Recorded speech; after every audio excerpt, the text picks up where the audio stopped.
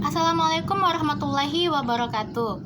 Saya Fadilatul Hidayah dengan NIM E1B019050. Di video ini saya akan berbicara mengenai rancangan undang-undang haluan ideologi Pancasila, apakah dia melemahkan atau menguatkan ideologi.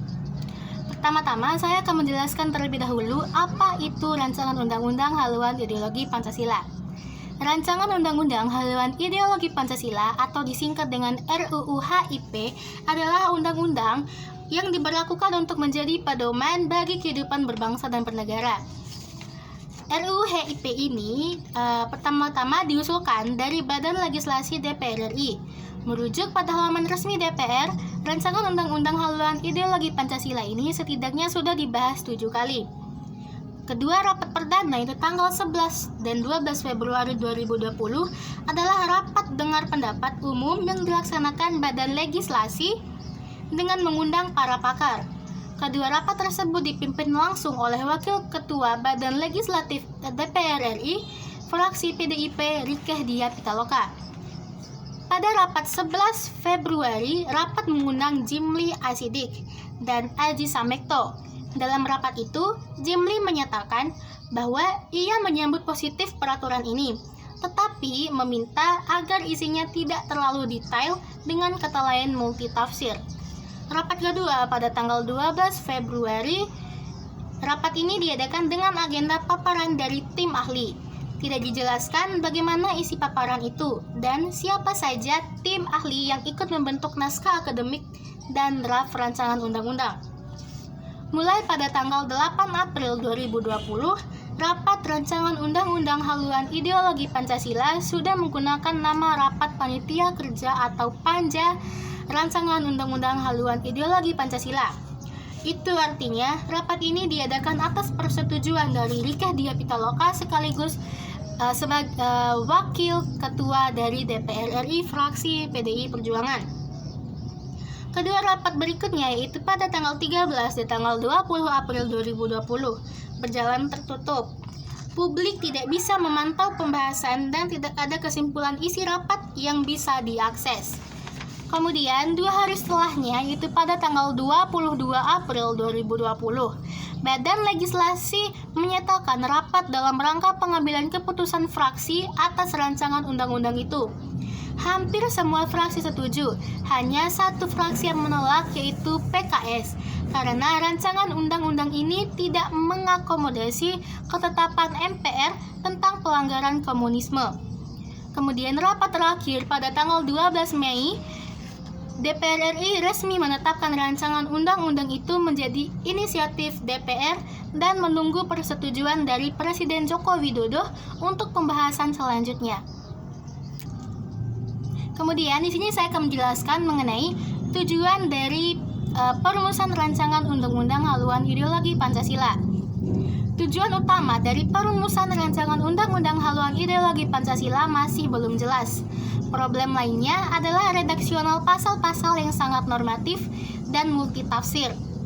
Di dalam daftar naskah akademik itu dijelaskan kalau rancangan undang-undang haluan ideologi Pancasila dibuat sebagai pedoman bagi penyelenggaraan negara dalam menyusun dan penetapan perencanaan, pelaksanaan, dan evaluasi terhadap kebijakan pembangunan nasional, baik di tingkat pusat maupun di tingkat daerah yang berlandaskan pada nilai-nilai Pancasila.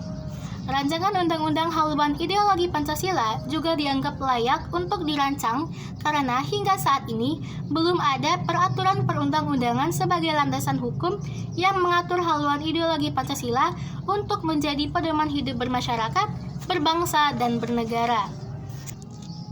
Rancangan Undang-Undang Haluan Ideologi Pancasila ini mendapatkan persetujuan dari hampir seluruh fraksi yang ada di DPR. 7 dari 9 fraksi di DPR ini menyetujui, namun sebelum disahkan sebagai inisiatif Dewan dalam rapat paripurna pada tanggal 12 Mei tahun 2020.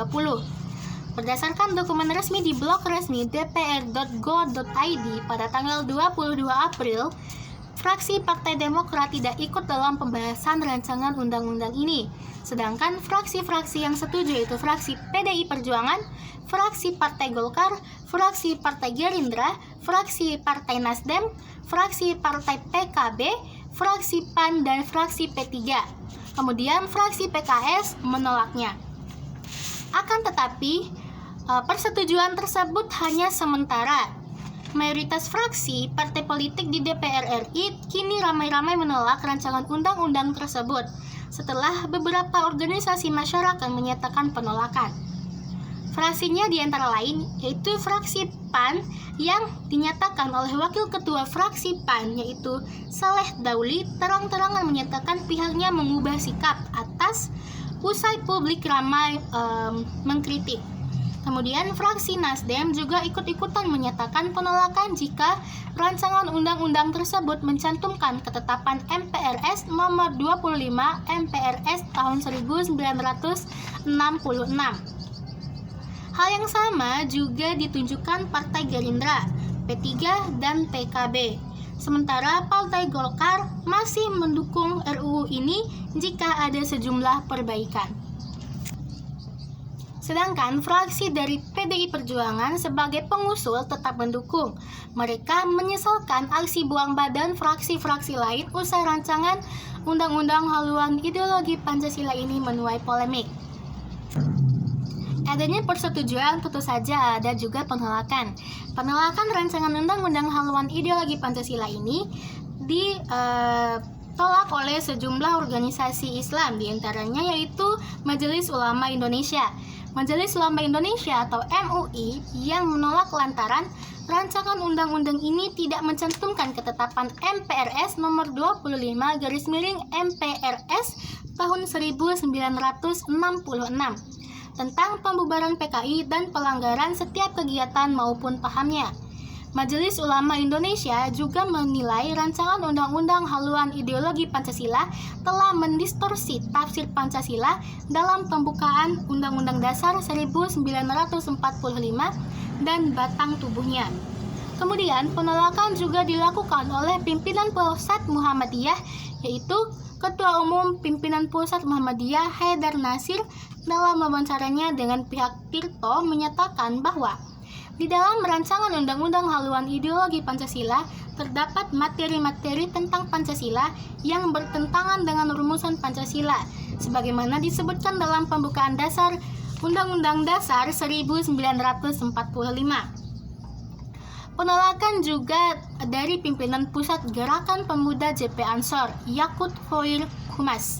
Menurutnya, konsideran rancangan undang-undang haluan ideologi Pancasila tidak menyertakan peraturan perundang-undangan nomor 2 tahun 2017 tentang organisasi kemasyarakatan yang menjadi landasan hukum pembubaran Hizbut Tahrir Indonesia atau HTI atau ideologi transnasional. Ia juga berpendapat rancangan haluan ideologi Pancasila berupaya membuat Pancasila sekuler yang berlawanan dengan sila pertama yaitu ketuhanan yang Maha Esa.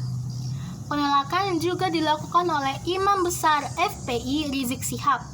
Alasannya sederhana, yaitu Pancasila sudah ada dalam Undang-Undang Dasar 1945.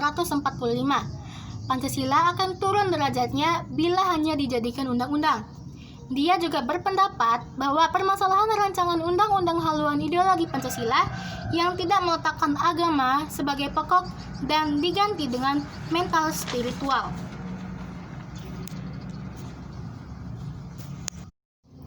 Beberapa organisasi masyarakat yang menolak rancangan undang-undang haluan ideologi Pancasila ini melakukan demo di depan gedung DPR MPR RI pada Rabu 22 Juni 2020.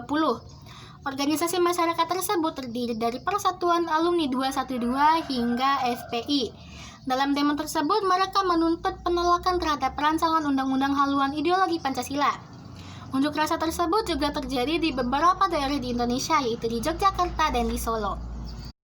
Tanggapan saya dalam permasalahan ini yaitu rancangan undang-undang haluan ideologi Pancasila ini harus dibatalkan karena saya rasa beberapa isi dari rancangan undang-undang haluan ideologi Pancasila ini melemahkan Pancasila karena salah satu isinya menyatakan ciri pokok Pancasila adalah Trisila yang melekat dalam Ekasila. Trisila hanya mencantumkan 3 nilai dan Ekasila hanya mencantumkan 1 nilai yaitu gotong royong. Trisila dan Ekasila mengabaikan nilai ketuhanan yang Maha Esa dan nilai-nilai lainnya yang jelas disebutkan dalam pembukaan Undang-Undang Dasar 1945. Itu berarti beberapa isi yang terdapat dalam rancangan undang-undang haluan ideologi Pancasila ini tidak sesuai dengan isi Pancasila dan pembukaan dasar Undang-Undang Dasar 1945. Selanjutnya, apabila tetap ingin meresmikan rancangan undang-undang haluan ideologi Pancasila, seharusnya menetapkan peraturan dari MPRS nomor 25 MPRS tahun 1966. Kemudian saya juga ingin menyampaikan kepada para pemerintah dan pihak-pihak terkait untuk menunda pembahasan rancangan undang-undang haluan ideologi Pancasila ini dan lebih memfokuskan pada penanggulangan COVID-19 yang terjadi di Indonesia. Sekian dari saya, semoga bermanfaat. Wabillahi taufiq wal hidayah. Wassalamualaikum warahmatullahi wabarakatuh.